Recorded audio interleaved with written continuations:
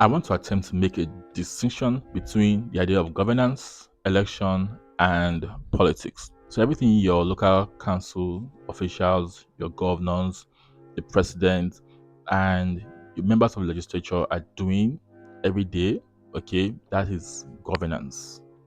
And that is really what moves the nation forward.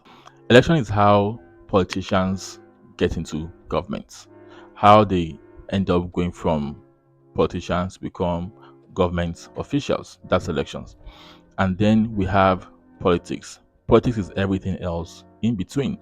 Politics is how politicians, okay, make permutations, make strategic moves that helps them become candidates of a party for a position, and then also help them secure the maximum number of votes that makes them to win that election and become your elected government official. That's politics. Politics is not just only also about election. Politics also comes to play in governance. The elected official is thinking about increasing the chances of his party in the next election.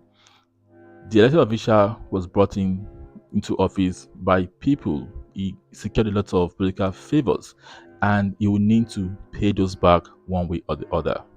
And so what you end up having is that a lot of the decisions that elected officials make are not made with the people in mind, but they're made with politicians and their own political interests in mind.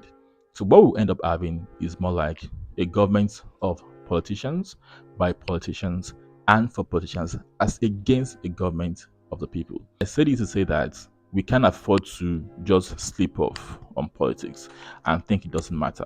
And if we're not getting the best out of our government because we're not getting the right politicians into office.